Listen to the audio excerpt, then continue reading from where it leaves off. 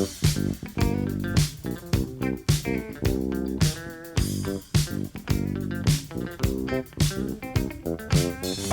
cookies.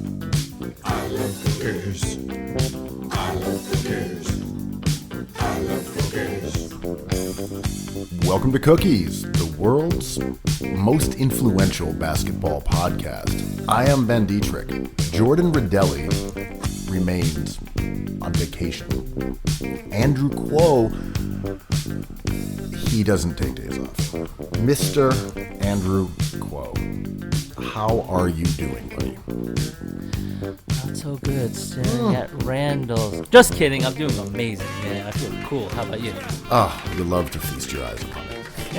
Just thinking about the Knicks in the rain. Nah, I'm not doing any of that stuff. Well, the Knicks are not part of the bubble. They're not part of the postseason. Apparently, they're able to scrimmage. That's what the NBA has I think, unveiled for the teams who are part of the Checkers Challenge. They're able to slide into the bubble to practice or something like that. Yeah, they're giving them the option of coming in and maybe scrimmaging and like working out and being a part of the NBA family, which the Knicks are not a part of. Yeah, just come down and hang out like you met on Instagram or something. Come through and stay with us a while. Get your hair did. Go to the barber, get a shave, and watch some games. Actually, that sounds pretty amazing. If I was RJ Barrett, I'd just be like, I mean, he's Canadian. I don't know where he is now, but if there was an invitation like that and I could do it, I might do that, man. It sounds cool. We've seen some fans, and when I say fans, I don't mean the virtual ones. I mean the other players who are able to go to these games, but it doesn't seem that popular. Like, I'm surprised during, say like the Lakers Portland, there aren't like 150 NBA players there watching. I know. I mean, you're talking about the virtual part or the IRL Oh, I mean part? like in the stands. Mm-hmm. Like, aren't people who are in the bubble also allowed to go to the games and stuff? Sometimes you get a glimpse of guys in the background watching games with masks on, which is, I think, really cool.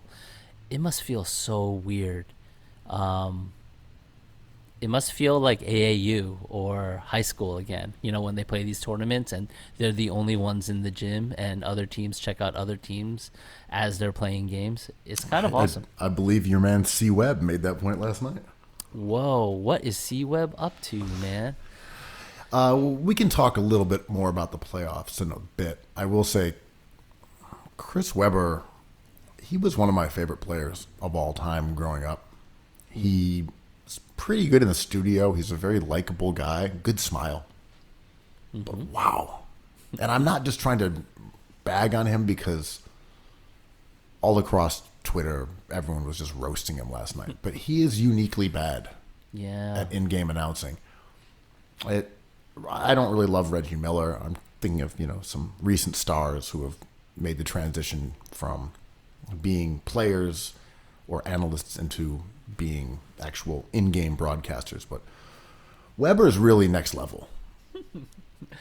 I can forgive Weber only because it's so clear that it doesn't flow out of him, let's say like a Stan Van Gundy or even a Mark Jackson, and even a Reggie Miller. But he tries hard, and you know where he's going with this when he uses the strategy of like, and then he said, that's my rebound. Somewhere along the way, he's like, put me there. I'm a player. I could tell you what it feels like to be on the court in these high-pressure situations. This is my resource. And he's trying to convey that to us. It's just like... I know. He's trying, man. Like, I just really like him, too. That's what I mean. I like Weber, but I kind of had to have my finger on the mute button. And as soon as he'd start talking, I'd mute it. And then to kind of estimate when he was probably done and, like, cut back. I just can't deal with him rambling. So it's Dame time. And what do I mean by Dame time? I'm just like, come on, man. Dame is and what like, what do I mean by rock. that? Yeah. Just constantly saying, and what that means is. And by that, what I'm referring to, like, just say it, dude. I find that frustration when I watch the news. I have, like, a difficult relationship with CNN. and all the news shows. But like, I'm I'm I'm like Chris Webbering it too. I mute most of it and I just watch like the words go by, the ticker on the bottom, and I just want people to say it. Like, what do I need to know today? Tell me. It's just like, well, we have a new guest, the My Pillow guy. I'm like, this is gonna be awful. I'm gonna mute the heck out of this. And it's like my sports behavior definitely creeps into my current events behavior. I used to watch a ton of games with no sound. Since the bubble's been back, I think I would just to have some noise going. I've been listening to like more of the announcing and not particularly enjoying it. But I do like basketball with no sound. If there was a channel with no announcers and just the sound of the crowd and the whistles and the players, I'm not sure why they don't offer that. Yeah. It seems like something you could do. Obviously, it would be incredibly easy just to give a feed with no announcing. Yeah. Why don't they do that? It might. I'm guessing there's no demand, but I would also enjoy some of that. But it does make me think like I've been enjoying this bubble, even though I think I stick to our take. Do they have that feed though? That might actually exist. I've seen some of it similar to that on NBA TV sometimes, but no, I don't know of any feed that they offer with no announcing. I don't think it's something that I think the powers that be might say that is an interesting option, but there's no real audience for it. So, like I would love to see he got game 2, 3, and 4, but I don't know if there's like a reason to do that. I mean, I don't love Reggie Miller, but I've come to accept him. Chris Webber at this point is really the only national announcer that really grinds my gears in this fashion. Like Mark Jackson, I don't necessarily agree with his takes. It's predictable boomer stuff, but I don't mind. He's good at doing this. And, Van Gundy, like they have their rhythm down. They're playing music together. Even if I don't like the song. Even if it's Van Gundy complaining about flagrant fouls and Mark Jackson saying, hand down, man down, whatever. At least they're good at this in terms of being professional and like entertainers. Yeah, I was thinking what I was saying before was like I've been really enjoying this bub, and I'm realizing it feels like this is an old take, but it feels like these people are friends, right? And we've been around them for decades now, and Mark Jackson has been calling games for years, and we've known the Van Gundy brothers for decades, and to have them come back is a really comforting sound. So I just love to hear them talk because it reminds me of disastrous pandemic, and it reminds me of just like the sound of things I enjoy. And I don't know if you watched the Democratic National Convention, but I imagine there to be politics fans who feel the same way about that, which I don't. You know what I mean? And I didn't watch the DNC, but I can imagine that to be a very comforting process for super fans of politics. I did not watch a minute of it. I did not even watch any clips, any highlights, anything at all, from either day.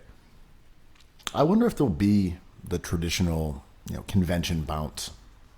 Because everyone always watches it on TV. So there actually isn't a change in the way that the average person digests it. It's not like people go to the convention and get enthusiastic about the candidates. They're watching it the same way at home. I know the production is different, that it's done virtually and there's people from different locations. But I wonder if that conventional wisdom, no pun intended, will hold true. I don't really see a lot of people excited about it. But then again, people were pretty enthusiastic about Michelle Obama's speech, I guess. Yeah, I mean, I guess one could argue it's generating even more buzz than it did before, but we're in a weird time, so then it's a noisy kind of observation, right? I don't know if the beginning of the Democratic convention ever gets that much heat. You know, like when Scott Baio gets up in the RNC, like that always is funny. But like the first few days are never heaters, and we hear a lot about that with basketball. It's just like, oh my God, did you see the game? It's like, why was there a finals? Like, no, it's an 8-1 matchup in the first round. Like, wake me up when the Blazers aren't playing. But I think it's generating some heat. You had the Michelle Obama thing last night. You know, you had AOC, a little wink and a procedural kind of. She let out some bait for some debate. You had Bernie last night. Yeah, it was cool. And it's just a weird time, but yeah, it's an interesting question you asked because I don't know. I've been enjoying the bubble so much, the NBA bubble so much. It seems like a Democratic convention really needs a crowd there, though.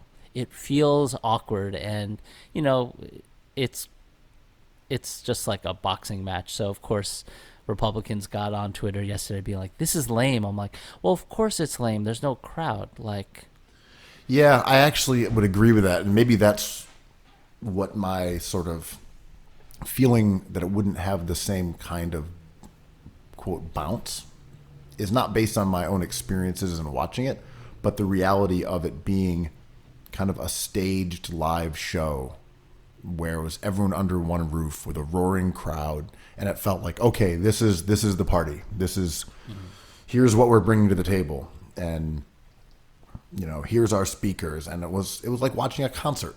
It was Lollapalooza for centrist Democrats, or Republicans or whoever. But it was like, wow, the stars have come out to shine tonight. Here he is, Dick Cheney. But this is like, man, you could have stitched this thing together. I mean, you did stitch together.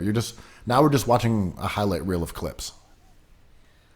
Yeah, and it's funny, right? Like, is this the future of things? Like, I hope we get back to having big crowds in places, but if we don't, I'm okay with this like dystopian vision of like what we do.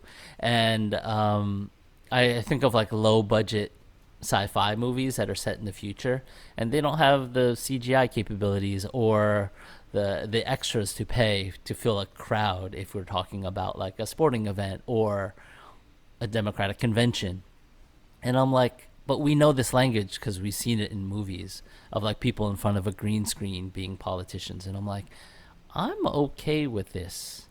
It's going to bring up a lot of conspiracy theories because it seems staged, like a moon landing kind of psychology. But I'm ready for this new visual. It's funny because in science fiction and futuristic, I guess, pop culture, the idea is always of, very clinical, clean, polished, high tech. That's what the future is going to look like. Whether it's flying cars or all smoothly streamlined vehicles and tubes that people fly around in, and there's a certain sort of that cyberpunk aesthetic. But maybe we're realizing that it's going to be shoddy. The future is no care in anything. It's someone screaming into a cell phone and it being broadcast to 20 million people. There's not production values. There aren't like sets. It's just the lowest common, simplest denominator is actually how people will communicate, even on the largest scales. Yeah, this is always my thought about like the idea of modernism, and even when you talk about architecture, and this is kind of like I thought about this when I was watching the Rockets last night, but like when you see a beautiful Frank Lloyd Wright house, and it's got straight lines, continuous horizon lines, it's beautiful. People actually live here, and it's a new way to think about the spaces you occupy. And then you get a tummy ache, and you're like, why am I living in this white cube or like wood cube? And it's like all you want, the minute something goes wrong, all you want is like a rug to lie on, a bed to lounge in.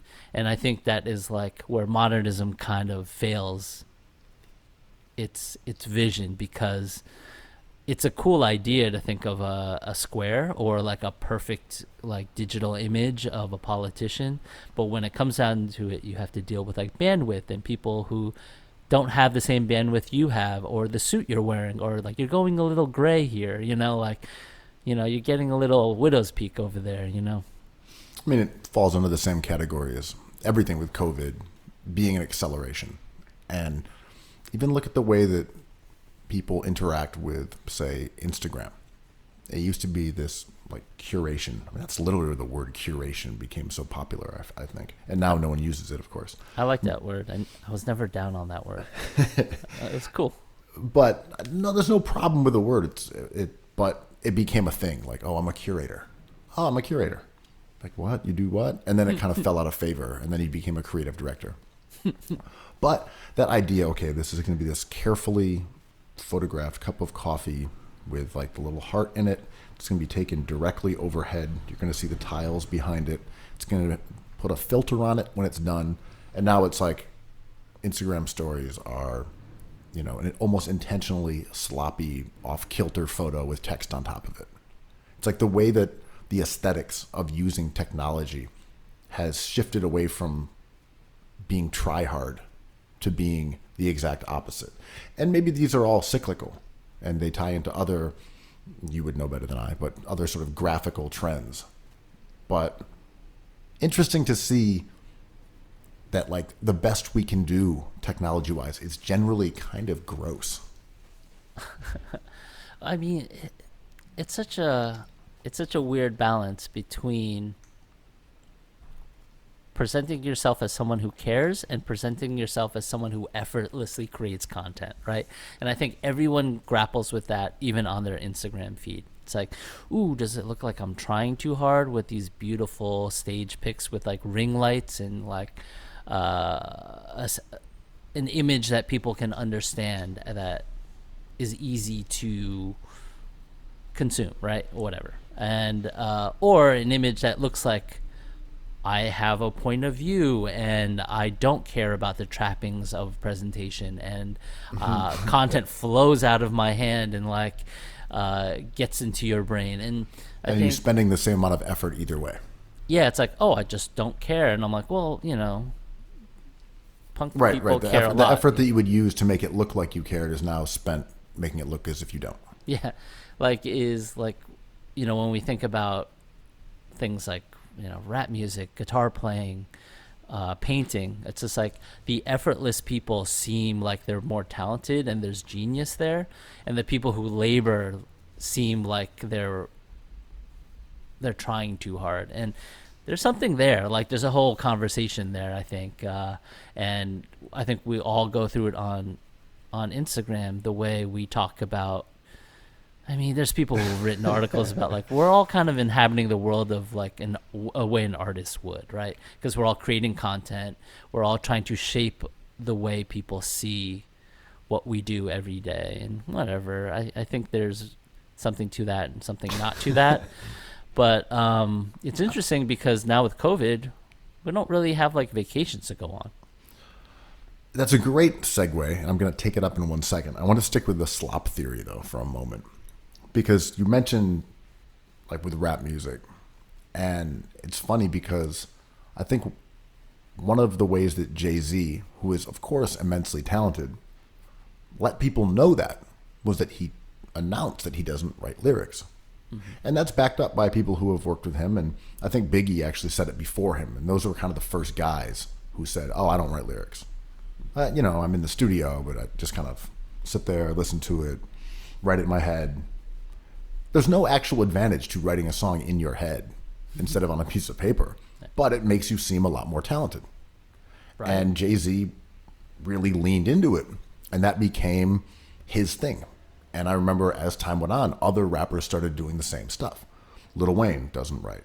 T.I. says he doesn't write. And this went on. And I was in the studio with T.I., and I was working on a story for maybe Scratch Magazine that was a production-oriented publication. And I was writing a story about one of his producers. I forget his name at the time. And T.I. was in the booth. And he would do 2 bars at a time. And he'd record a bar or two, he'd stop, he'd sit there, think for a while, then do another 2 bars and repeat this process. So, he kind of just inched his way through the song. There was no difference between writing it on paper and doing it the way he did, except that he could say, "Oh, I don't write. Just get in the studio and put these bars out." And it's kind of like that idea of trying. Like, do we love basketball players who talk about how hard they work on their craft? Because I don't find that appealing at all. I like players who the perception is that they're just out there doing their thing. Yeah. Like the Kobe midnight spent in the gym working on jab steps just holds no sexiness to me as a fan.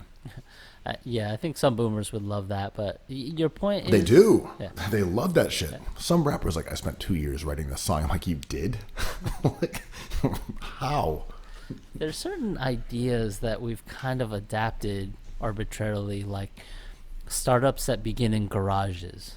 Like, who cares about a garage? Like, what about your kitchen? Or like ideas written on napkins. I'm like, yeah, can you just get like a nice piece of paper? Like, does it have to be like Old Dirty Bastard versus the Genius, right? Like, Old Dirty Bastard seems like he is spontaneous and he is that incredible, and the Genius maybe seems like he's more, his first album cover was him writing with a pen. What do you call those old school pens that are A quill. a quill, right? On a piece of paper, and you're right. Like, when you show up with a piece of paper to a rap show, Flex Armstrong, Stretch and Bobbito, whatever, showing my age a bit, but like, it's frowned upon. And we do that with art and not so much with basketball or stockbrokers or dentists or doctors. Well, interesting, because there was a nice little article about you, a little profile in Essence.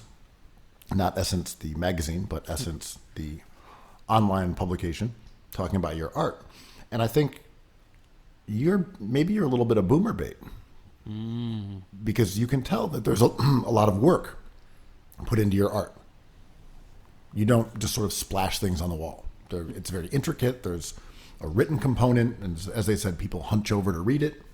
So I guess what I'm saying here is, one of the things that you've said to me before is like, everyone goes in to art school and comes out like a finger painter or something along those lines that you said one time. Right. So I'm wondering in that way, like, is there a benefit in the art world to making it look effortless, or is it an advantage to make it look as if this is painstaking and you spent years on a singular piece of work? I mean, it's funny, right? I think there's an immediate benefit for seeming effortless, like an abstract expressionist, something drippy, something that happened very quickly, but a rare occurrence, like a documenting of a rare occurrence. But then when you look at which artists get the MacArthur Grant, for example, the Genius Award, they're like meticulous kind of painters, like Julie Moretu. Sarah Z is a sculptor that she's amazing. She takes all these household materials, and makes these intricate sculptures out of them that are kind of like Fibonacci sequences or whatever. Mark Bradford etches into huge, like, map-looking surfaces on the wall, and they look very calculated and planned, and they're kind of the texture comes out from all these little details. So it's like, I think there's two things happening at the same time. I think we covet spontaneous representations of genius, and we also covet the meticulous presentation of precision and science, and then kind of nothing in between.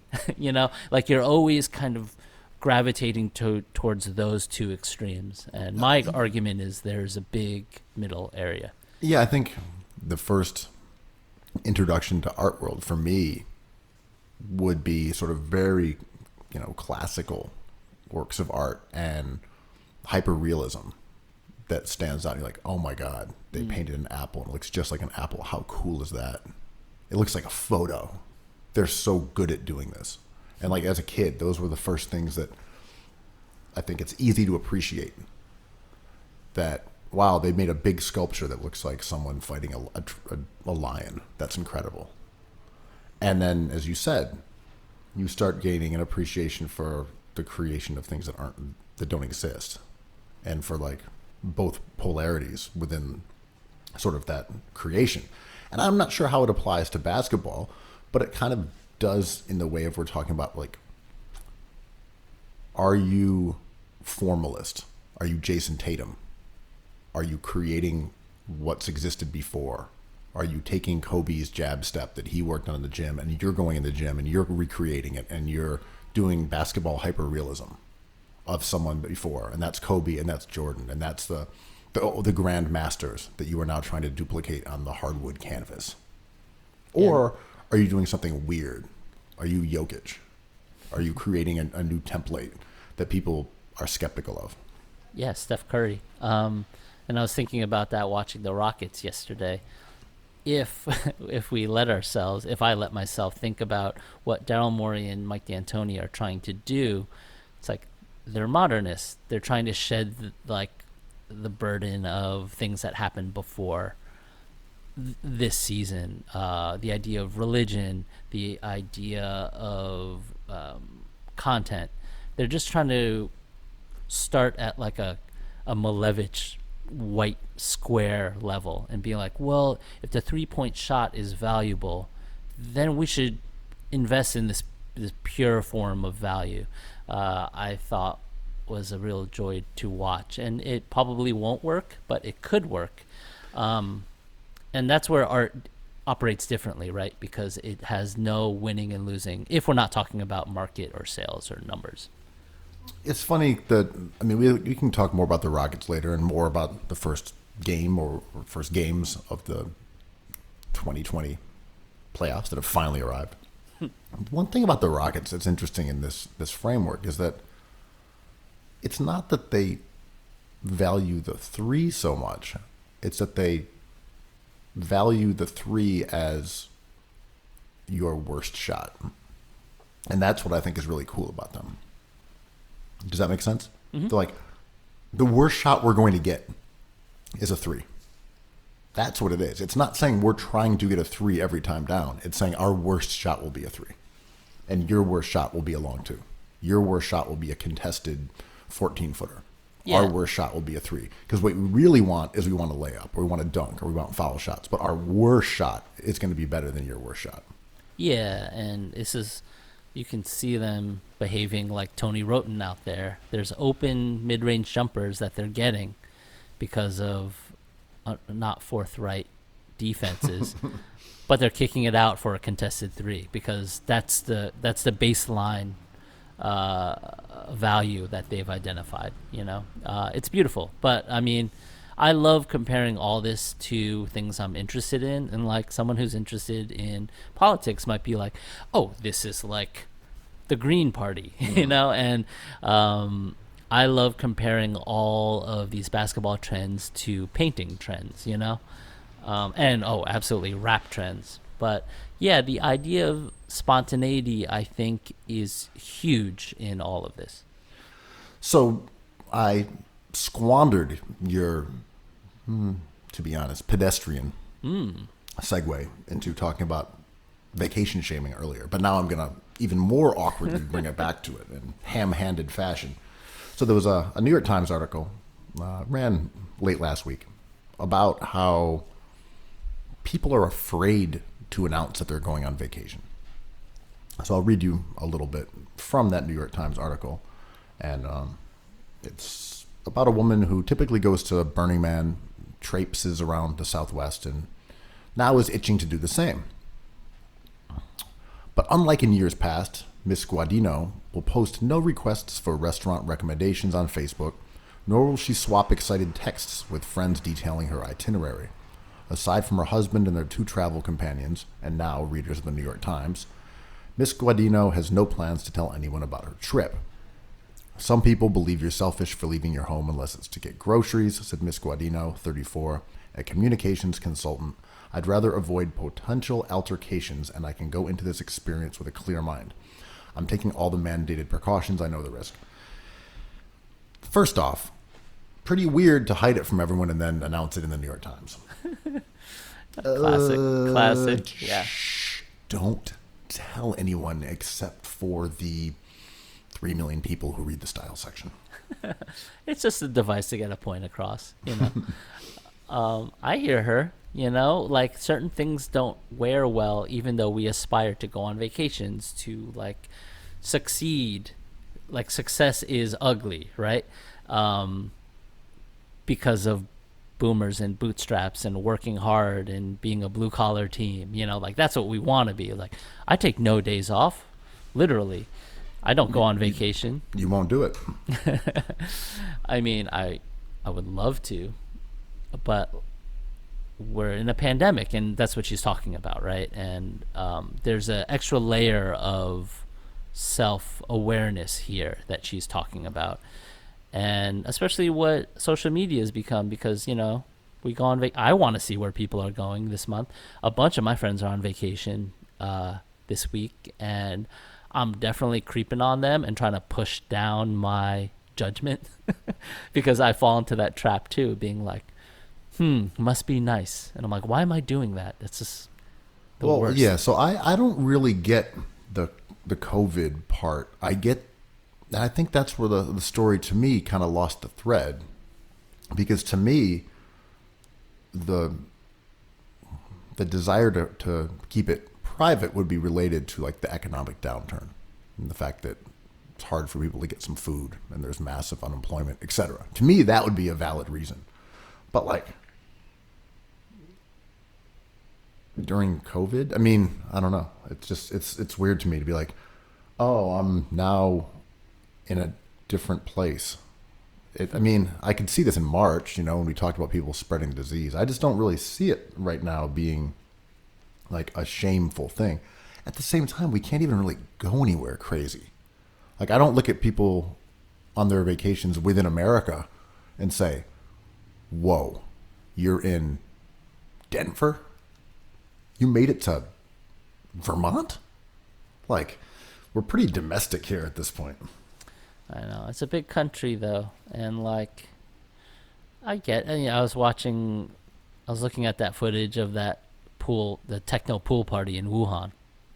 And they were just having a blast. And they haven't had a positive case since April or something. Like, not for months. They locked down, and it seems like they got over it. And now there's no restrictions on social distancing over to there. And it's those images were interesting for a number of reasons, because I think a lot of people think Wuhan is just this open air market, this third world country. It's like, no, there's money in Wuhan. Like there's huge venues where they have techno parties where thousands of people show up, and it's a kind of a tech center of China. And I don't know, the way we handled this in America will be talked about forever. And on one hand, I agree with you. I'm just like, well, where could we go? And I'm like, we're going too many places, you know? Those two things are hard for me to grapple with, because you want to give everybody, like, you want to be a nice person. And if someone is like, I can't stay in my house, I have to go and visit my parents, I'm like, yes, you do. This makes sense. You're a human being. On another hand, this is why we're kind of struggling, right? I mean, I guess it's also part of it is the perspective of someone who's in New York. Mm-hmm. If you're in California, your behavior should be modified with the current situation in California. Like those things are different. Yeah. I mean, for me, I just look at it like, well, we kind of have a better idea of how this works. We know what happens, and I just don't see the danger, like, of being in, like, Maine versus being somewhere else. At this point, you're just sort of like, our interactions with people are kind of the same no matter where we go. You know, like, there was a point where I think, depending on where you were, behavior was so different. And now you're like, well, New York doesn't have COVID cases around in the way that it did, but everyone's still wearing masks. I don't know. It's like, I don't know. It's just weird to me to sort of look at the way that different states have handled it and be worried at this point about people moving from state to state. Because, like, you know, Cuomo, oh, come, you got to quarantine if you come to New York. Yeah, but we're still wearing masks inside. Nothing's open. Yeah, I think we're not doing it great, but we are getting better at it. It's taking a while, and that's encouraging. I heard I heard a really depressing thought from a doctor on TV. I guess there's a saying in the medical profession that is something like, I'm going to butcher it, but it's like eventually the bleeding stops. Period. Eventually the bleeding stops, which is really depressing because it means two things, right? It means you've fixed what was causing the bleeding, or you have not fixed what was causing the bleeding. And I think that's what those are kind of the general ideas we're dealing with as like a global zone, you know, like what are we willing to do to stop this? And if we don't go all the way, we'll see, you know? I guess my ultimate irritant about this story idea is not that you shouldn't be sensitive to other people's situations, other people's predicaments, which totally makes sense that you would be. But that the tyranny of the most judgmental people is sculpting our online sharing habits. Now, I don't really share very much on social media, and I would say that, you know, less sharing is totally good. It's not a bad thing in the least. But less, isn't like silence vacation complicity? photos. Your vacation silence is your complicity. But that's kind of what I'm saying. If you're like, well, there's some pretty unreasonable people out there who would just unjustifiably be annoyed at me because I put up a photo of myself in the woods. I better not put it up. It's like, wait, so who's calling the shots? Is it the silent majority who doesn't give a shit about your photo where you're in the woods? Or it's that one person who's like, can't believe you're in the woods. And you're like, oh yeah. Got to heed their bizarre COVID shaming. The shame influencers, which exists. No, right? That's what I'm saying. It's the spice of internet life, right? It's like, I could probably put this out and, you know, 99% of the people who follow me on Instagram would be cool with it. But there's those two users, someone I went to high school with, and they're going to comment. And I'm going to delete their comment. They're like, why are you deleting my comment? Then I got to delete the post of me in the woods. Like, okay, let me just not deal with this because, like, I know they're waiting. I've seen what they've done on other people's Facebook pages. I mean, I really love the idea that a human being has shame influencers. 360 degrees of thinking. Like, human beings think about every single thing that they can in a circular way. And you edit and you say the things that you want to exist in the world, and that's just what your personality becomes. Our personalities aren't what we are. Our personalities are what we edit we are, and that is what Instagram or social media is, right? Like, oh, I'm going to present myself this way. And it gets really confusing for me personally because I never take these social media platforms seriously when they start. Like, for example, when Instagram started and everyone using it, I'm like, I'm just going to post pictures of cats. Whoops, Instagram ends up becoming a huge pivotal part of someone's, like, social life. Twitter, I was like, I'm going to name myself after my favorite basketball player tonight. It ends up being, like, the crux of, like, my interaction with the world. And I'm like, oh, yeah, when I signed on, I didn't think this was going to be a thing. Like, I didn't edit it correctly. I was like DMing with a buddy on Twitter, and they said, "Oh, I'm going to go on vacation." Sorry, somewhere like I forget it was Maine, Vermont, Adirondacks, upstate, and they're like, "Don't tell anyone, by the way." Like, oh yeah, man. It's like, that's what I'm talking about. It's like they are not worried about doing it; they're just worried about blowback from that small community. Like, I was waiting in line at a coffee shop. There was like a few people in front of me, and everyone was, 6 feet apart. I think every single person was wearing a mask. Yeah. And like this guy comes down the sidewalk walking his dog, and he's masked up, and he stops, and he kind of confronts this guy who's also somewhat in the sidewalk waiting for the coffee shop, and is like, look, I'll walk by you, but you have to pull your mask over your nose. And the guy does it. And the guy keeps walking, and everyone kind of like exchanges glances like, what was that? And then the guy turns and is just like grilling everyone in the line as he walks up the steps to his house and unlocks the door, just staring daggers at everyone who's in this line. Like, what was that entire interaction? Like, that interaction did not exist. That was like, everything about it was weird. No one said a word except for the guy. His concern was nonsensical. The guy obliged anyway. I'm like, what are we doing? Why is this how we're interacting in August in New York City? Like, why would we do this? I don't know. It was really, really, it was funny in some ways, but it was also kind of depressing to think of like, yo, behavior and mental illness and people's varying comfort levels is going to take such a long time to overcome. I mean, I was thinking about, we were talking about this even before COVID, like, just in New York City terms, it's never the interaction it's never the situation that causes the interaction or behavior. It's all the things that lead up to it. And we don't have the benefit of knowing what this guy's day was like, what his life's been like, what his father's life was like, or mother's, like, it is all the stuff that we need in order to frame someone's reaction to something. So when you see a stranger reacting a certain way, it's impossible to figure out. And reacting in your own way is based off of all your experiences. The way we talk about hoops is based off of like, well, are you a Knicks fan or a Lakers fan? Because that changes the way you frame everything. And it's tough with COVID because people are trying to do good things. Everyone is correct.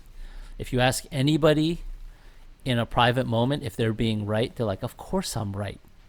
And no one's like, well, I may be wrong about this. I mean, we kind of are. But like, I think that's important to take into account when our patience is tested moving forward. It's just like, this might not have anything to do with the situation or me, but that was very frustrating. Well, that's true, but you also hit at like the real crucial point. When it comes to anything, people think they're right. Yeah. It's not like the guy who was irritated by a dude with his nose exposed thought he was wrong and did it anyway. We all operate under a set of principles where we are the only ones who are correct. We have to, right? Like, it gets too confusing. It's too noisy if we don't. Like, look, I think they should fire Sixers coach Brett Brown. I'm wrong, but I think they should do it. Mm-hmm. Like, no one does that. You want him fired because you think you're right. Yeah. And COVID has introduced an entire new rainbow, a full spectrum of opinions that people think are correct, whether it ranges from a maniac who walks into a convenience store waving a gun around because he doesn't want to wear a mask, or someone in like a full, body nuclear reactor suit yelling at people on the sidewalk. Yeah. It's funny, right? Like the movies I love watching or TV shows or I love watching, and the books I would hypothetically read, but I don't read, all involve people who change. And there's no good movie without someone changing. If someone doesn't change, you're just the Portland Trailblazers or Kawhi Leonard. It's just like, it's kind of interesting but boring. And I think we subconsciously demand those things in our the things we consume, but we don't demand them of ourselves. Or maybe what I'm saying is I don't demand that of myself enough, right? Like, the ability to change, and in the small way, like, think you're right with every change. That's a whole nother conversation. But if someone is right about something and then ends up, I think the Lakers are going to win game one. I am 99% correct about this. The Lakers lose game one. It's like, well, they didn't have Avery Bradley. I'm 99% correct of that. I'm like, oh, you've changed a bit, but you're still sure of it. That's why sports are really bizarre. Yeah. Because people are so sure, yet they're constantly wrong. Constantly wrong. Wrong, as you said, to that exact point. Like last night, I'm like, I don't think the Lakers will have much trouble with Portland. Oh, they lose. What do you think about the series? Lakers in 5. Just like I might be right, I might be wrong, but you just shrug off of being wrong constantly, and come back with the same energy of being correct. And this is why I love talking about sports so much, because it talks about everything, but it doesn't matter, right? Because the Lakers, at the end of the day, don't really matter. Our politics do matter, and that is where like the heartbreak comes in. Well, I mean, this does happen on various levels within politics and certain situations, especially with like studies or things that happen, and you're already entrenched in your belief system. But it would be, I mean, so yesterday I believe that we should have universal health care. Today I don't. Tomorrow I'm back on universal health care. Like, ooh, turns out it didn't work. Like the belief system in sports is kind of just arbitrary. Like it's based on nothing. There's no set of principles particularly. It's just what you think, which is a nice sense of purity. I think Brett Brown is a good coach. I think he's a bad coach. Why? I don't know. I got some reasons. There's no overarching worldview.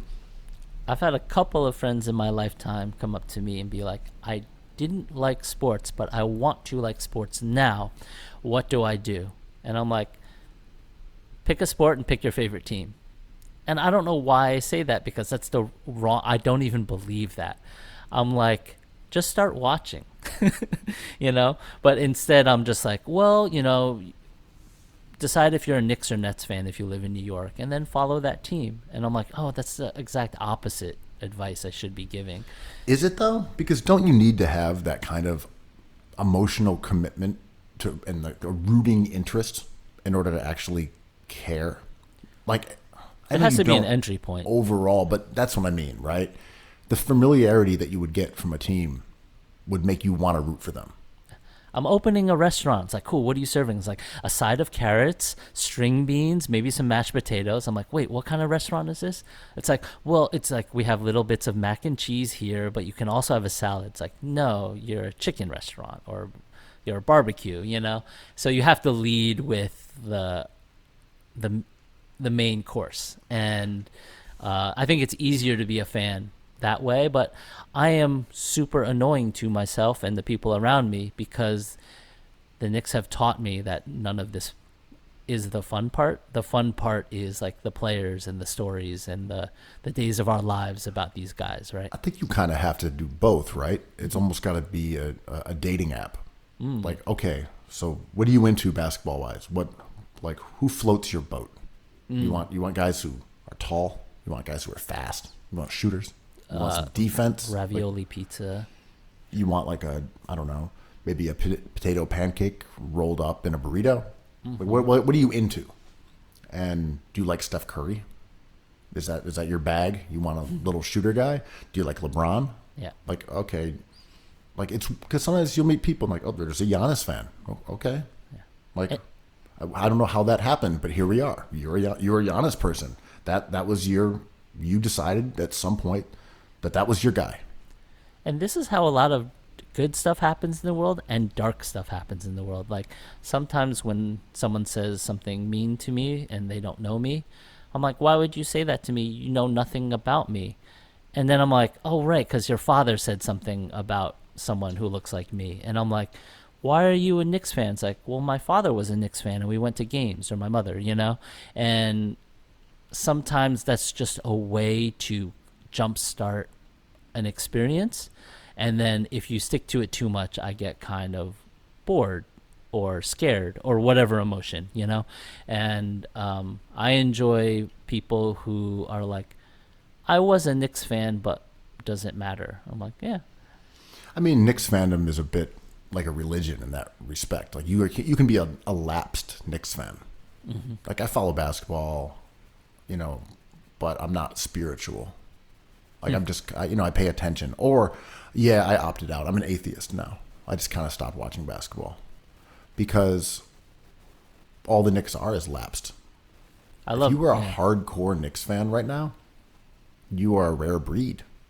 You are, I don't even know what sect that would be.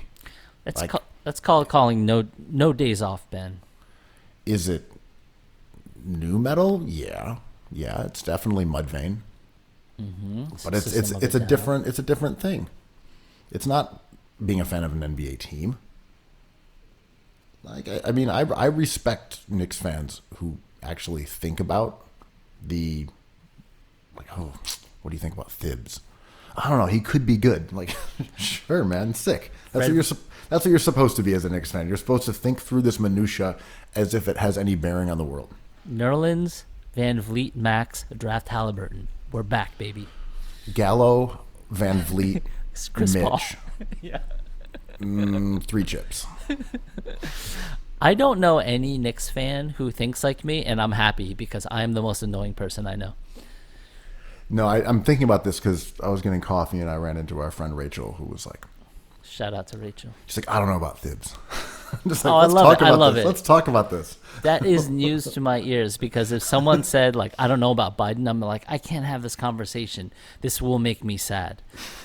But if someone says, like, I don't know about Leon Rose, I'm like, please, let's sit down and have a cup of coffee.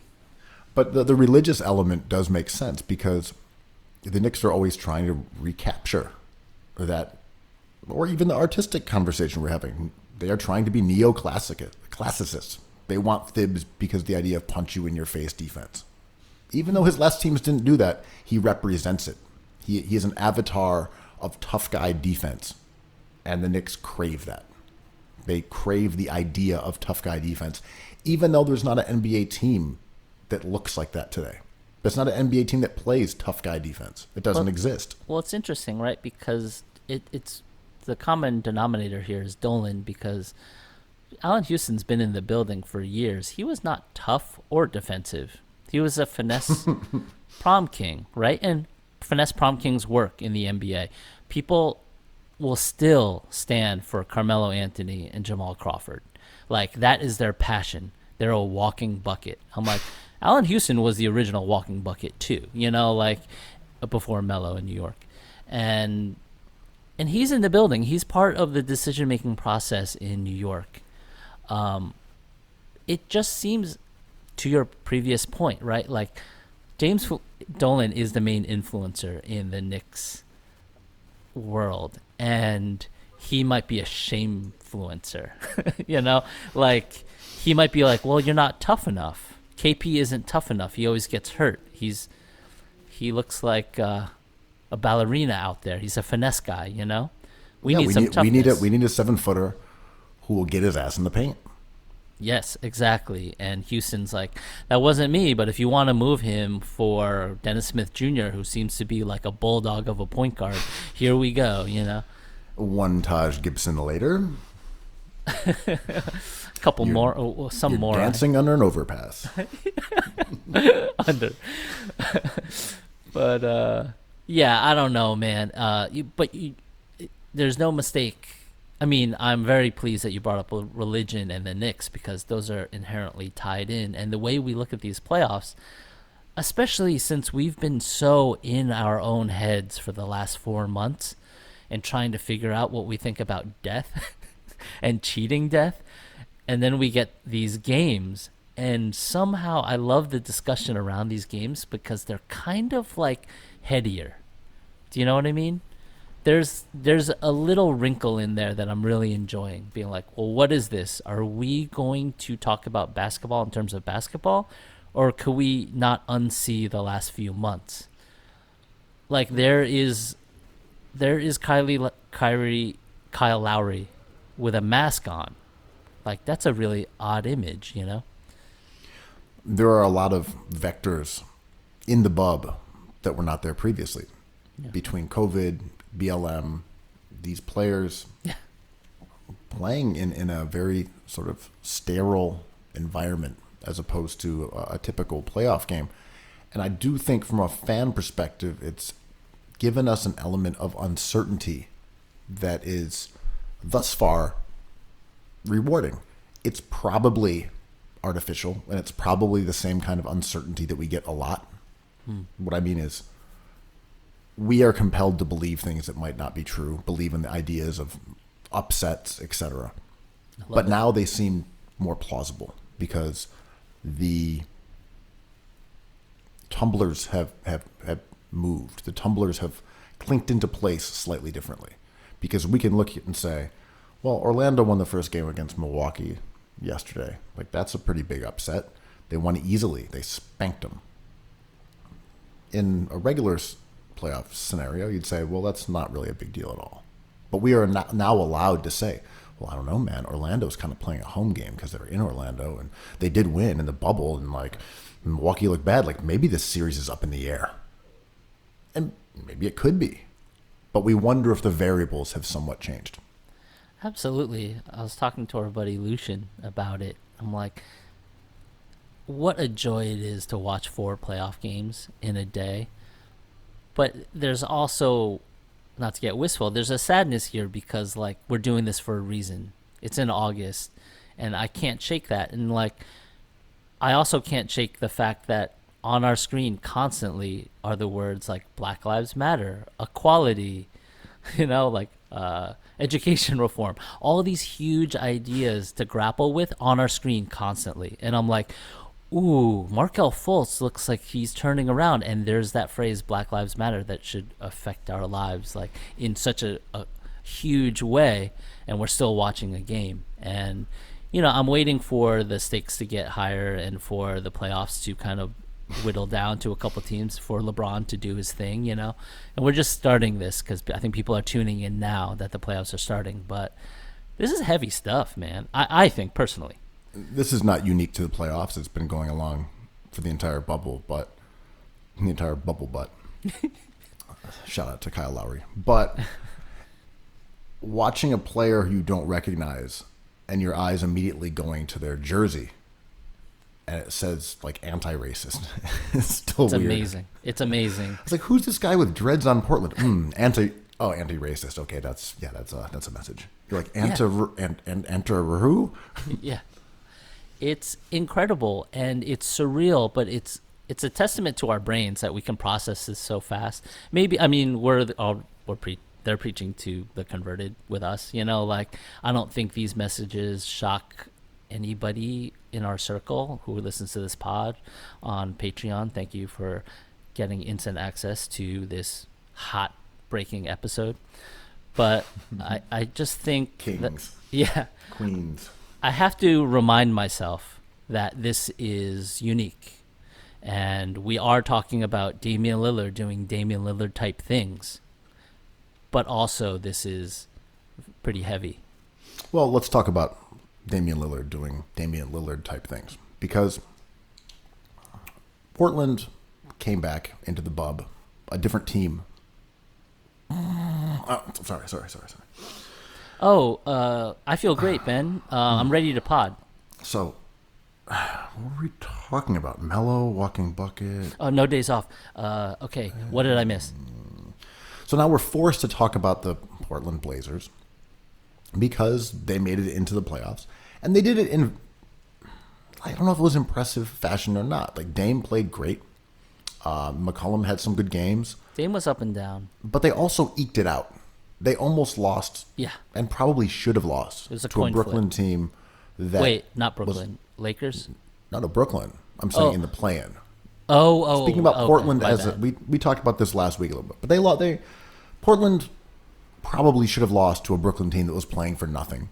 Then they had a fairly competitive game against a Memphis team without Triple J. Yeah. like Portland is not an average 8th seed because they now have Nurkic back and they've got Collins back. They're a better team than the average 8th seed, but they still have not been that impressive.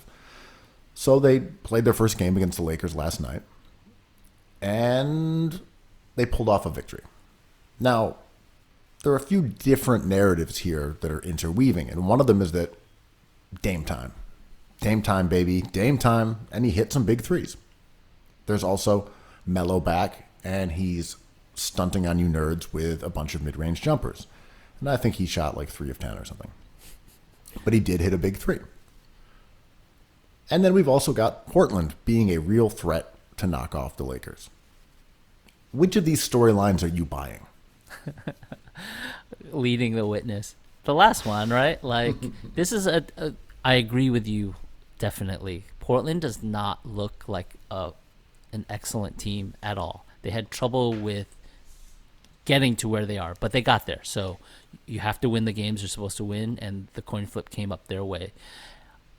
It's a terrible matchup for the Lakers. It just doesn't suit what the Lakers are built to play against. And to me, what keeps on coming up is this is an unfair situation for LeBron and AD, because not only did Pelinka not do anything to help them at all, but they shouldn't have to wait till Nurkic gets healthy so Whiteside can go to the second unit and just dominate while LeBron is sitting there resting. He's like watching his team go down because he can't play every second of the game. And the Lakers should be able to pick their opponent, but they can't. So this is their opponent. This matchup is awful. Dame wasn't especially phenomenal last night, but he came alive at the end where it seemed like the game was in the balance. They can't guard these quick guards. The minute LeBron switches on Dame passes out for an open look for Melo, Well, the issue here is that the Lakers did not have great perimeter defense, but they typically had Rondo and they had Avery Bradley. And they are older guys. They were not good this year. Not good, but they are better than their current alternatives. Is that in terms true? of point of attack defense? I don't know. Avery, well, his BMM stats were very bad this year. I'm not a huge Avery Bradley fan. I just think the depth that the Lakers have at guard is just non-existent. That's definitely true. But yeah, they don't have good solutions to McCollum. They don't have good solutions to Dame. But I also feel like this game was just kind of like a shrug. I mean, they... In what way? A coin flip way? Like, could have gone No, either in the way? way of like, okay, the Lakers, you shot 5 of 32 from 3. Mm-hmm. Like, okay, hats off. Cool. Like, hopefully that doesn't happen again. Mm-hmm. Like, what are you supposed to do? LeBron went 1 of 5 from 3. Danny Green went 2 of 8. KCP went 0 of 5. Kuz went 1 of 5. Caruso went 0 of 3. Anthony Davis, who was not a good three-point shooter, went 0 of 5. Like, they didn't make any threes. Yes. Like, you shot 15% from three-point, and you took 32 of them. Like, that's a game you lose. Like, instead of all this other stuff, like, all right, we don't have a good solution here for Dame. Is AD just a stat hog who's not ready to play in the big stage? Yes. But all these other storylines, you can just kind of boringly, and I'm acknowledging that it's boring, look at that and say, well, they went 5 of 32 from 3. You're going to lose that game. Yeah, what I love thinking about in basketball terms is, let's say the Lakers start yesterday's game 5 for 8 from 3, and it's a different trend. You can't expect the Blazers to behave the same way they behaved in a game where the Lakers didn't shoot 3 well. There's a butterfly effect with every action. So there's an adjustment the Blazers would make if the Lakers had been hitting their threes, and we don't really know the outcome of that. It's probably still a coin flip because these teams match up that way. So but we can look at these matchups, but we can also say, if I just read you these numbers, and this is not to take credit away from Portland's defense, if I read you these numbers and said, okay, your team is going to score 93 points in an NBA game. You're going to shoot 35% from the floor. You're going to shoot 15% from 3 and 65% from the line. Are you going to win that game? You'd be like, hell no. Yeah, but hell no. But they almost did win the game. So what if they did? But that's what I'm saying. Right. I'm saying you put those variables in place. No one would ever expect you to win a game, and they still kind of almost did. Mm. At the same time, that's exactly the kind of game you got to win if you're Portland. You can't lose that game. If you have any chance of entertaining an upset, you have to win that game. And that's kind of what happened with Philly, right? Philly lost that game, so they're probably cooked.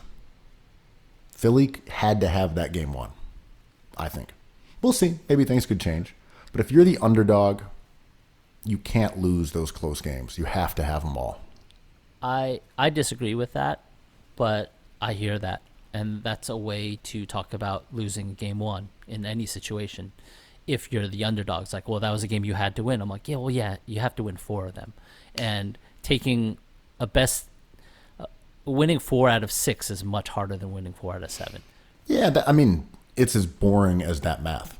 That to beat a better team 4 times, if you have to do it now 3 in 7 games, or 3 over the next 6 games, ooh, that's way easier than doing it 4 out of the next 6. It's literally that boring. Yeah. To beat a better team, well, here's the thing. If Portland now goes on to win this series 6-4, we have to reevaluate whether this was even an upset. What do you mean 6-4? Like, I mean, in 6 games. Right. Yeah, I mean, in 6 games, they win this 4-2. Sorry, I said that wrong. Then we have to reevaluate whether Portland was actually really an underdog. Yeah, this stuff I don't really get involved with because they are the underdog. A close series could be a sweep, and this is like where I get to be annoying. Portland could sweep the Lakers, and people would say that would be domination because it is. It's 4-0. But if they're tight games, I'm like, that was a close series. It just didn't come up the Lakers' way 4 times, which is annoying, I know, because all we have are results. And if we kind of circle results, then we're not talking about anything. But I don't see this as a pure 1-8 matchup because this Portland team isn't a true representation of what their season was. I totally agree, for 100%. My thing is more about sort of tempering those expectations, and not to be a buzzkill, but to look at and be like, whoa, the Lakers shot phenomenally bad, like just outrageously bad. True. With that in mind, though, there's something about Anthony Davis's game that always bugs me. It's a little too cute. It's a little too neoclassicist. It's a little too hyper-realism. When he goes into like a Euro step and a fadeaway, I'm like, I know you can do it. I've seen you make that shot, but I don't like it. I don't like you taking that shot. I'm just not into it. And Anthony Davis is an incredibly skilled, super gifted player who might be top 5 in the league, and there's a layer of cuteness to his game that just bothers me. And I think it kind of goes back to him not wanting to be a center. Like, there's just a little bit of sus. Same thing with someone wanting else. To like, play small ball, sus? No. He doesn't want to play small ball. He doesn't want to play center. Same thing as KP. I'm saying there's something sus about those guys who have this stigma in their mind about wanting to be like a skilled forward and not a lumbering 5 in their mind. And it makes them take mid-range jumpers. It makes them want to operate from the elbow. Like there's an element of cute that accompanies the mindset that I'm not really a center. That'd be disgusting to him. Ugh, imagine me, a talented, skilled scorer as a center. The worst of the worst. Did you know that in his time in New Orleans, they named a sandwich after him called the Po' Boy, and it was about him not wanting it enough as a center? It's a popular sandwich. People have it all. It's like, you can get one in New York now, but it's named after Anthony Davis as a Pelican. I mean, looking at him last night, like, why do you want to be on the court with Dwight Howard? Why do you want to be on the court with JaVale McGee? Why don't you just play center? I have no problems with this. I love Anthony Davis. I think he's awesome. I think he is statistically a stat hog, but also statistically great. His personality on the court, I think, drives people nuts, and it's almost similar to, like you said, Dwight Howard. It looks like he's not being tough enough all the time, and that's something I try not to care about, because, as we know his story, he was a point guard who grew insane amounts in high school. So he had point guard skills as a kid and grew into his role as a center. But his interest has always been in passing and point creation and playing at the top of the key. He just happens to be bigger than everybody on the court. He's gotten better as a passer. And the weird thing about that lineage he had as a guy who played guard is that Anthony Davis was a pretty shitty passer for most of his pro career, and I'm not really comparing being a passer at like 13 years old to passing in the NBA. They're different beasts. 100%. But I agree with what you're saying, though, because he is unusually skilled at like bringing the ball up the court and dribbling, and he has a very polished, just all-around game for someone who is almost 7 feet tall. And that's what makes him such a fantastic player in a lot of ways. But it does also, I don't know, there's something about him that to me is a bit off. And I think he's great as a second player, but he's not a great passer. He doesn't really want to give you that advantage of playing him at center all the time, despite the fact that he's a really fantastic rim protector. Like, he just doesn't seem optimized in some ways.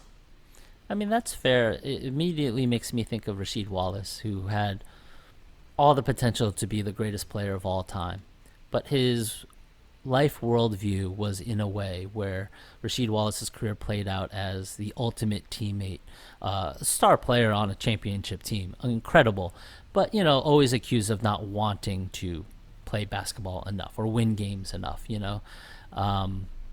was kind of a cheerleader, a Robin. He preferred to be a Robin. And Anthony Davis is a number 1 overall pick.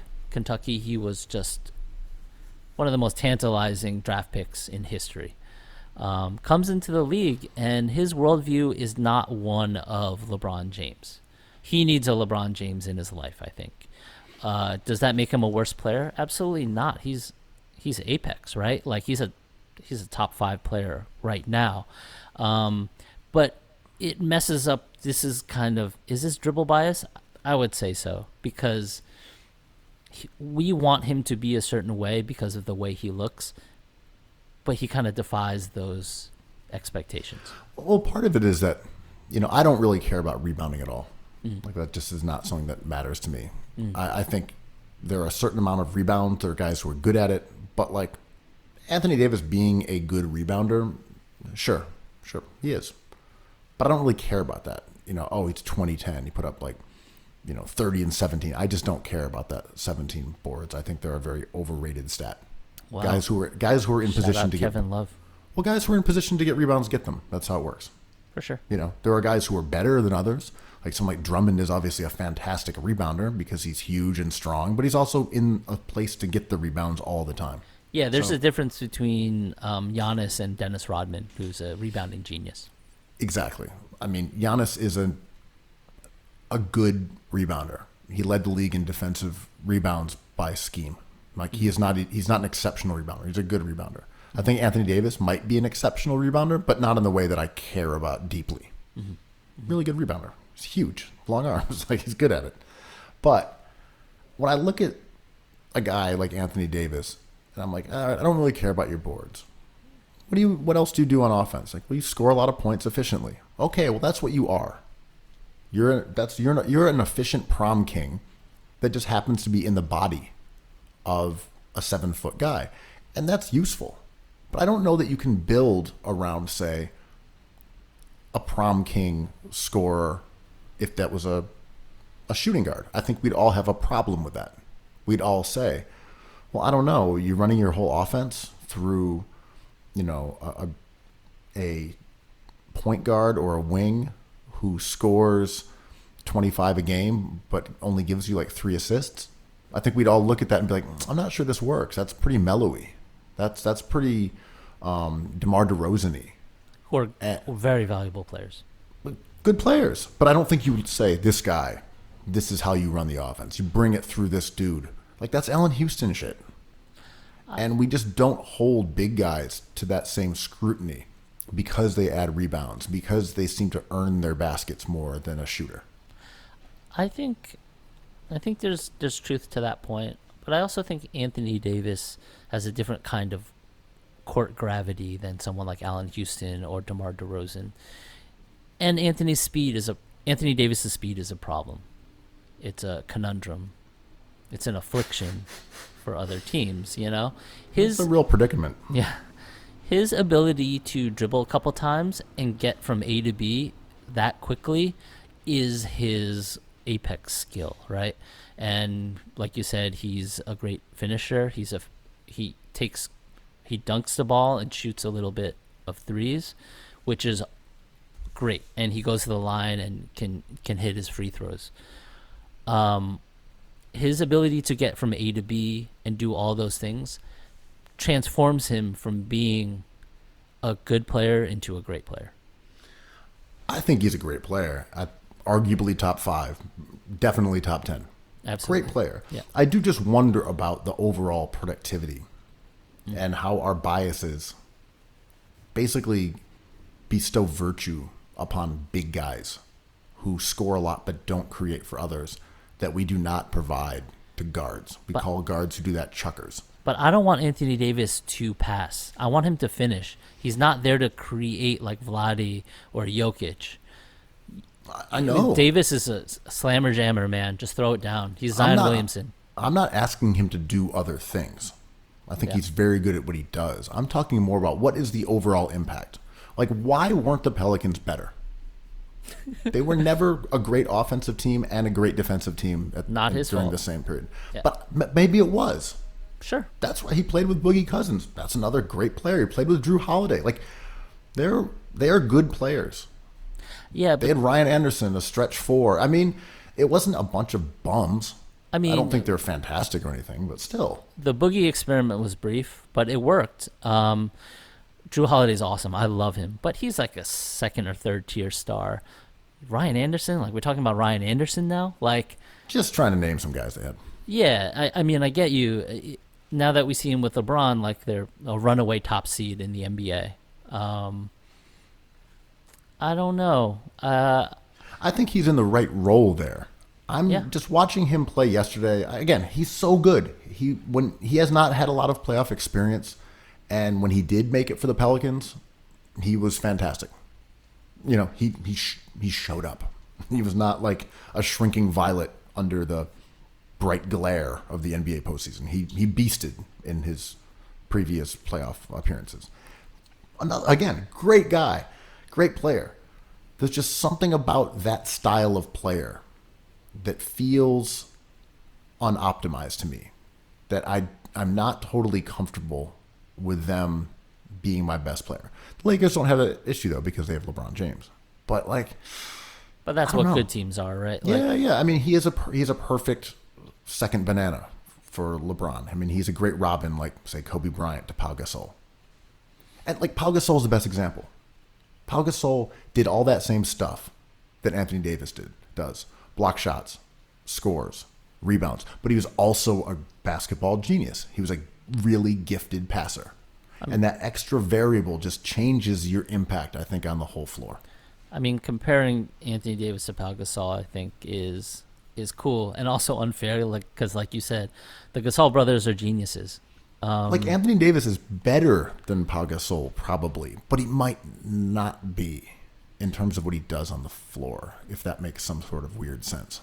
Like, in a vacuum, I think a team might be more willing to invest, like, let's say they were in the same draft, and we knew how touted they were, and we had all the data on them. I think a team would absolutely draft Anthony Davis before Pau Gasol. I think I probably would, too. I think everyone would. Yeah. Except, I'm like, there's a little something off there. That Pau Gasol has that ability to change the dynamics of the floor and the spacing and see things and create stuff in a way that Anthony Davis doesn't necessarily demonstrate. And we're just talking about the addition kind of one skill. Yeah, and I think that's a very European trait with Pau, the Gasol brothers, and Manu Ginobili, and even Luka Doncic. They're just taught the game from a young age a different way. Maybe because there aren't as many dominant players like Anthony Davis in Europe. And it's a different style of ball. And then when you are as maybe close to as gifted in your skill set as Anthony Davis, and you take that culture of European basketball, like, you're talking about genius, right? I mean, I'm not sure if there's a greater emphasis on passing in European ball. It might actually be that, like, European players who don't possess that can't hack it in the NBA. Yeah, maybe. Yeah, for sure. You know what I mean? It's like, if you're just a good European basketball player, you can't make it in the NBA. No. Yeah. But if you have that abnormal passing ability, that makes up for whatever you're missing in other attributes. So it happens to be overly represented among the ones who are here. So now we attribute it to like European passing. I can be wrong. Conversely, though, it's hard to make the NBA in America too. And as we're seeing with the All-Star game, it's like almost half European, half American now. Good American basketball players don't make it to the NBA. You have to do a bunch of stuff, or be Zion Williamson and just be the best thing, the best version of what you do. I wonder if the numbers of Europeans have gone up or down, because I feel like we've now gotten more players who are from other places in the mix. There's definitely more players from Canada, definitely more players from Africa. And in some of these regards, it's due to the NBA's emphasis on trying to, generate scouting and seminars and enable access from, athletes in those places to kind of higher levels of coaching and fundamentals, et cetera. But yeah, I mean, the NBA has done a fantastic job with international recruiting. Now that they have the All-Star game or the rookie and sophomore games splintered between domestic and right. foreign. I mean, you look at like Porzingis, Embiid, Ben Simmons. Yeah. I mean, like so Luka Doncic. Yeah. So many Giannis Antetokounmpo. of the young superstars in the league are international. Yeah, I love it. But yeah, point taken about Anthony Davis. The interns were onto this with the stat hog thing, but there is something about him that's a curiosity, and my expectations for basketball players might be slightly lower just because LeBron James exists, and I don't think anyone could be as good as him for the foreseeable future. So like to be as good as Anthony Davis to me is like a W. This is, I think, at the root of my feelings about Giannis, and you identified this before, that I acknowledge Giannis's absolute greatness in a way that Anthony Davis does not. Giannis really does have that impact on both sides of the floor. Actually, just on offense, to be honest. Respect to everyone who voted for Giannis as Defensive Player of the Year, but that guy does not do anything. I'm sorry, Quo. You've been riding for him. You watch him play. He doesn't do shit. Well, you definitely hate him, but who's gonna shut down James Ennis on the court? Oh, I'm sorry. Your team has no answer for Vooch. You couldn't just say shut down Vooch? Nah, we don't have the capability. Okay, man, you can't shut down Vooch. They didn't even try. They were hiding Giannis on like anonymous shooters. They didn't even have him guard anybody. I don't think it was that simple, but I respect your hatred for him and I ride for it. So my distaste for Giannis as a superstar goes back to what we were talking about, the difference between Anthony Davis and Pau Gasol and LeBron James and Giannis. It's that it's hard for me to get super excited about players who do not have like a supernatural feel for the game. It's just tough. I can like them. I can think they're cool. But in terms of talking about the greatest on earth, like you just have to have that wizardry. I can't watch Giannis do his clumsy spin move, flailing around, get a call, shoulder somebody, brick a airball a three late in the fourth. I'm like, this sucks. This sucks. I love Shaquille O'Neal, man. I love Shaquille O'Neal is actually a basketball genius, though, despite the fact that he was a bulldozer. Yeah, Giannis is better than him. I completely disagree. Fair. I don't even think it's close. I think, yeah. I mean, Giannis is a better offensive weapon in that you can do stuff differently, but like Shaq is a way better defender, until he got way too until chunky. He wasn't, right? Like, I don't know. But Giannis isn't even a good defender. Giannis is just a guy. I mean, I don't want to go into this, but I don't want to go too deep into this, but Giannis is a good defender, but he's not as good as they say, for sure. I think, there's a compelling point for other players to win the award. But Giannis is a beast, and he's like a blunt object, and I love that. I love different kinds of players in the NBA. Yeah, I agree with that too. Again, I don't have any animosity towards him. I mean, clearly I do, and I want him to lose, and I take joy from it. But I don't dislike I respect that more, Giannis. yes. I don't dislike Giannis. He seems like a great guy. I think he's the second best player in the league. But like watching him, I'm just like, come on. Like, We all have our things, man.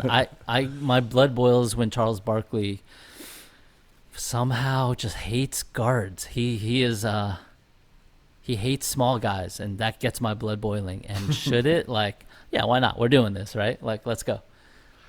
But yeah, I don't know.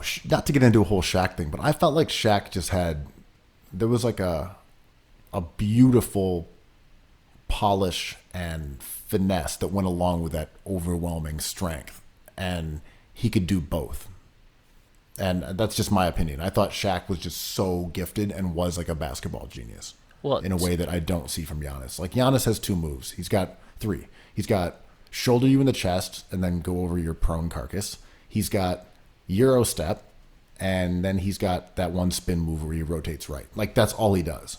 Like, he is, as you said, an optimized blunt object. It's like, Love it. Yeah, you killed me with a hatchet. Respect. Like, Yep. You just hit me in the head with an axe over and over and over until I died. Like, you didn't bring out the nunchucks. You didn't take me down This with is like Indiana Jones type stuff. Yeah, you didn't get me with the the lance on your fencing blade. Yeah, which Just hammered me in the head with a hatchet. I mean, that's what I love about the Rockets. But back to Shaq. I think this is dribble bias at its best, right? I don't think him, Tim Duncan, or David Robinson get talked about enough as the greatest of all time. Shaq should be in the discussion with LeBron, Kevin Durant, and the rest of those guys. Yeah, I agree. In the same way that for some reason Allen Iverson gets diminished. Maybe it's the BMM that's at work here, but like Shaq not being mentioned as a top 10 player, but Kobe is fucking surreal. Yeah, exactly. No, Like, they were on the same team, and Shaq was way better. And then Shaq won a ring without him. Yeah. Like it as the best it's player bizarre. on that team. It's bizarre. Yeah. I mean, Wade was the best player on that team in the finals, no doubt. In the finals, for sure. In finals, Wade He crushed went it. off, yeah. But in general, like, they were together on the same team, and Shaq was way better. So how are you going to even say Kobe goes ahead of him in the all-time hierarchy? Like, they were on the same team. I don't One know. of them was incredible. The other one was like annoying. And I think we're getting. This is kind of my point. People don't respect him because he's a blunt object, and they're like, "Well, he doesn't have the skill. He was just big." And I'm like, "That is a skill." But if you can watch the game like myself, you would notice the nuance between Shaq's blunt object behavior and that of Giannis's, which is grotesque. So yeah, I mean, now we're just shaming blunt objects. What I like a good how blunt object. How blunt is your object? Giannis isn't even a blade. Giannis is just like Shaq had a blade. Would Giannis benefit in your eyes, in your personal all-time rankings, if he put on 40 pounds? Just optically. Let's say everything else was the same. If he was a big boy, a large lad, would you accept his style of play more? Yeah, maybe. Because it'd be like, oh, you're not able to do interesting things. Like, all you can do is I accept that. That's fair. shove your bubble butt around and try to dunk on someone's head. Like, cool, good enough.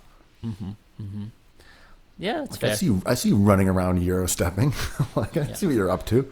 I always felt like that would help Ben Simmons. If everything was the same except he put on 25 pounds, people would be like, "What's that power forward gonna do? Dunk the ball?" Why won't he dunk it? Don't He just take that attempt a three. three. Oh, this is just disgusting. He should not be so- shooting threes. Well, let's get a quick Sixers convo in before we get out of here. So Philly without Ben Simmons, who's somewhere gaining weight so he can just dunk in peace, just gobbling meat pies. Without Ben Simmons, the Sixers are a serious piece down against the Boston Celtics, who are a far more well-rounded team and one that was not put together by, blindfolded throwing darts at a dartboard of power forwards. Listen, we cannot Anyway. offer Jimmy Butler the max contract. You can't do it. Nope. No, Not on no my shit. watch. No.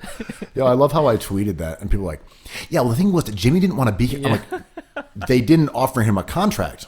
What aren't you getting? Yeah, but Jimmy didn't. That's not the discussion. They did not offer him a contract. I don't even know if they offered him 4 years. Woj reported that they didn't give him 4 years, which squares with what I have heard, but I know they didn't offer him 5. They And didn't everyone's offer like, him 5. yeah, but he didn't get along with Brett Brown. And then Ben Simmons said, I'm like, what are we doing here? Mental gymnastics over something so simple. But also, how do you even have an opinion based on nothing? They didn't offer him a contract. You're just making up a labyrinthine conspiracy about interpersonal relationships of people you don't know. They didn't offer him a contract.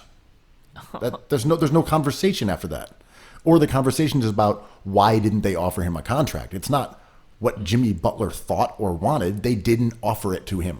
He would have taken it if it was there.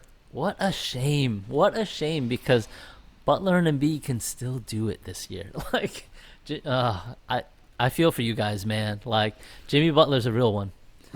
Love Jimmy Butler. So, Bubble Butler. watching the Sixers is a real experience, especially without Ben Simmons, who is the only guy on that team who can generate looks for his teammates. He's the only guy who is like unselfish in a functional way. Like, other guys might want to be unselfish, but they can't. They don't see the floor. They don't have passing abilities. They don't have basketball IQ. They have no premonition of where anyone's going to be. They have no spatial understanding. It's not about them being selfish. They just can't be unselfish. So Ben Simmons is the only one who can create three-pointers for his teammates. He's the only one who can create easy buckets. No one else can do it. So he's out. So they don't have ball handlers. They don't have passers. They don't have dribblers. They can't do anything. It is bizarre watching all these other NBA teams. Game after game after game. Teams ping-ponging the ball around the perimeter. Popcorn machine shit. Making threes. Driving against closeouts. Kicking the ball out. Swinging it. Sixers don't do any of it.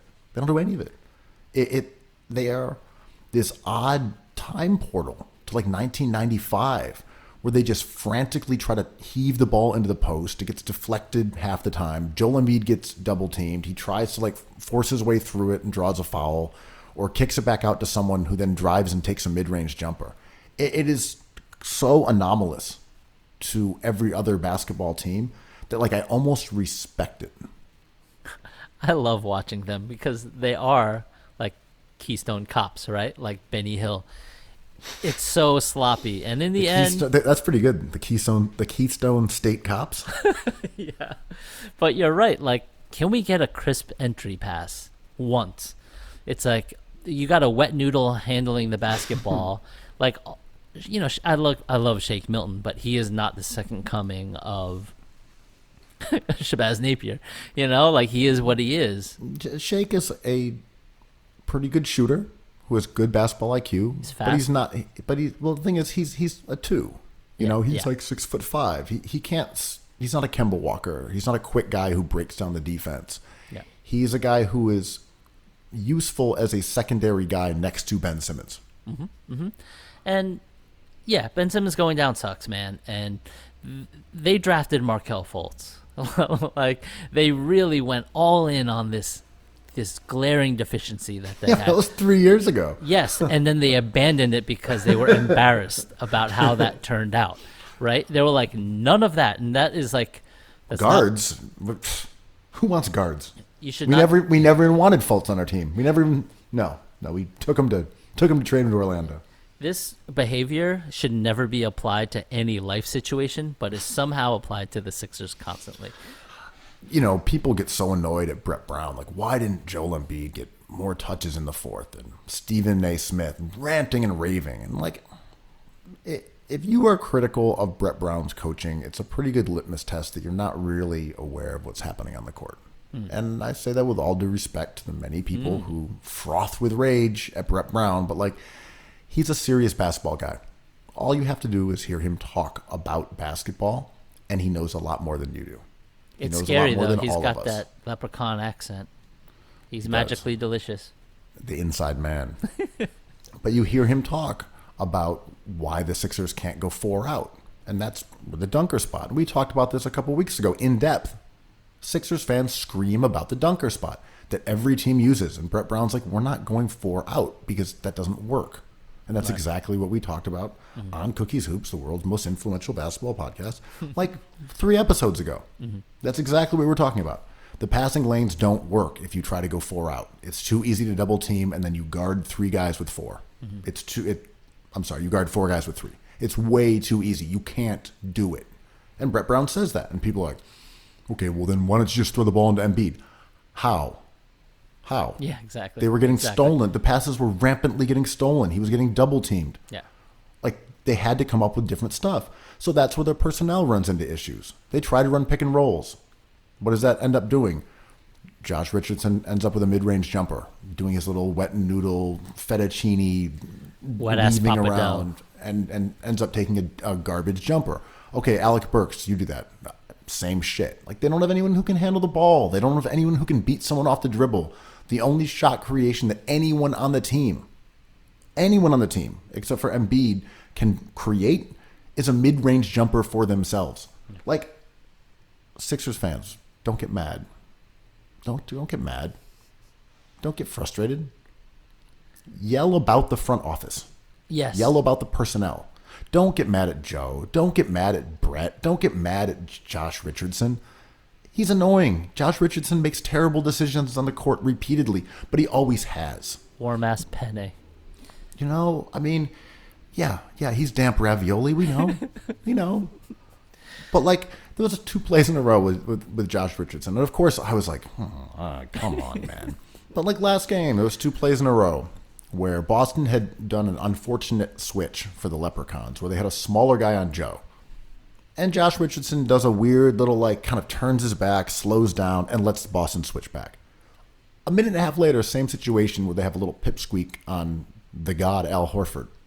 Instead of isolating that and getting Al an easy basket and making Boston double him and, creating havoc, he does the exact same thing. Slowly kind of weaves the ball around and takes it back out, and they switch again. Like, both times, same exact error. Like, that's the kind of thing that LeBron James would never, ever in a million years fuck up. He would never do it. He would never bungle that. And Josh Richardson did the same error twice because he can't see the floor because he's not a good ball handler.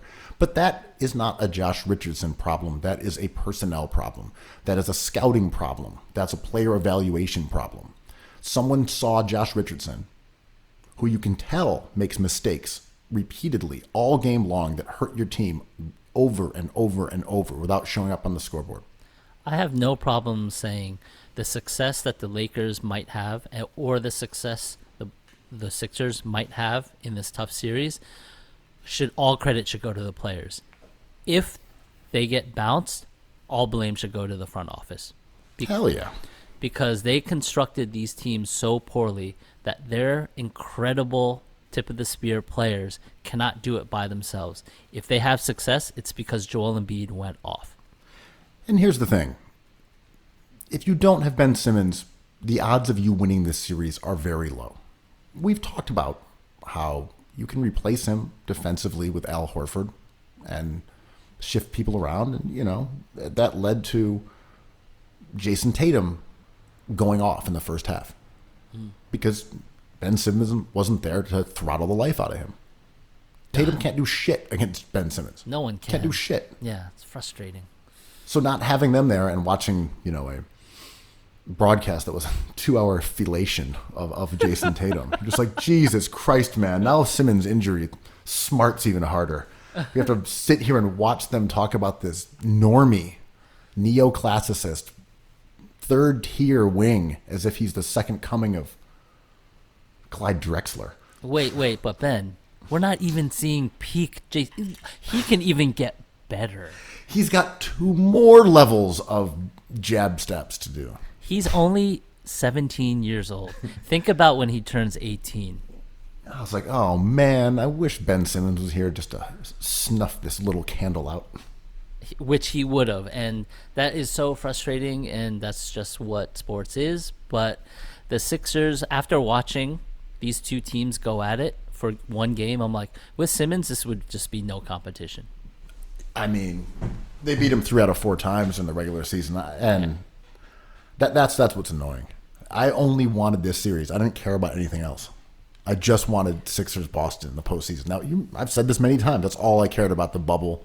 I just wanted them to play because I knew Philly was going to like beat the brakes off of them, despite their flawed roster. They were just going to cream them. And now you're like, I have to hear out Tatum's awesomeness and watch poor Embiid get smothered by Beantown defenders. I have an anti-BMM bias because it's the most fun bias to have. But I think watching the Celtics go for it in a real game that means all the chips are on the table. They're not in the tier of a competitor. This team, if they max out, I don't really want to talk about them, but if they're going to max out their Ricky Davis, their personality less Ricky Davis to a max, and they're sitting with Kemba, Brown, and Tatum. Luell. Yeah, I don't think they're going to ever sniff a championship. This is not the right mix of players, even though individually, I like Jaylen Brown so much. Kemba's been one of my favorite players since college. I think they're a really good team, but they have to do things in a different way because they don't have an absolute superstar. And that's why there's so much propaganda out of the BMM trying to pretend that Jason Tatum is a superstar. I honestly do not think he's like the third best player on the team, and I'm not even hating. I know he puts up more points, and he's a good defender. I just think Smart and Kemba are both better basketball players than him. It's like Jason Tatum or Chris Middleton. Chris Middleton, for sure. Give me Chris Middleton any second of the day. Does the media talk about Middleton? Not that much. I mean, all they talk about is Tatum. That's it.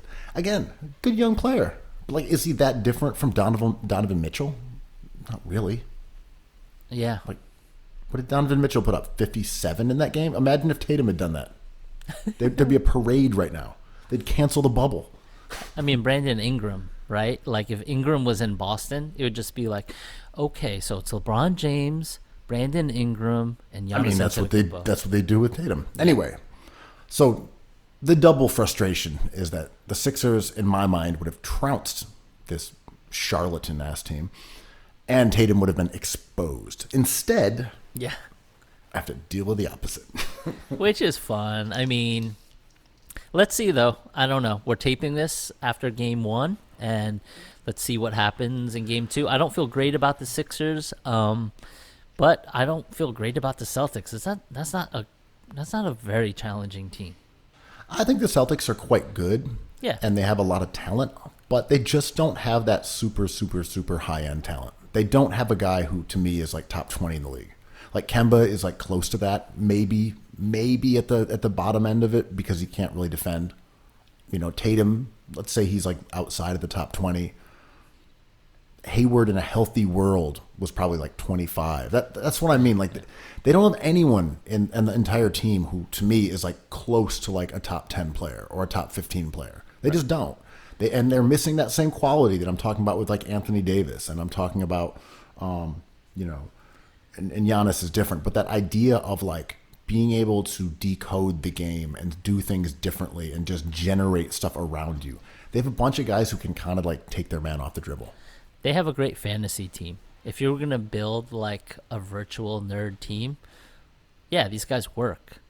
But right. Like, I wouldn't trade James Harden for Smart, Tatum, and Brown. No way. No. But that's James what I'm Harden saying. does that all by himself. But and Kemba. I wouldn't do it for all four of their best players. I would not do it. No, you've consolidated all of them into one guy. That's what I mean. Yeah. And you're like, well, that's almost like a championship team. Like, don't care. I'd rather have James Harden. Oh, absolutely. Right. Like, I'd rather have Joel Embiid than all four of those guys. Sorry. I'd rather have Ben Simmons than all four of those guys.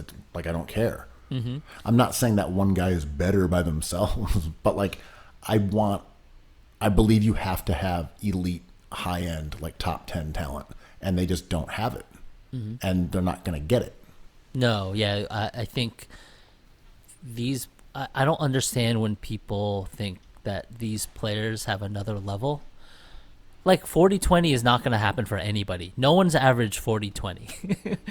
Like there is no higher level than the volume of shots you can take in a game, you know? I mean, the thing is though, these guys on Boston are good, and if you do have four guys who are really good players, You might be able to knock off like Philly. You might be able to knock off Milwaukee. You Yep. might be able to knock off the Yeah. Heat. Like you could beat all these teams.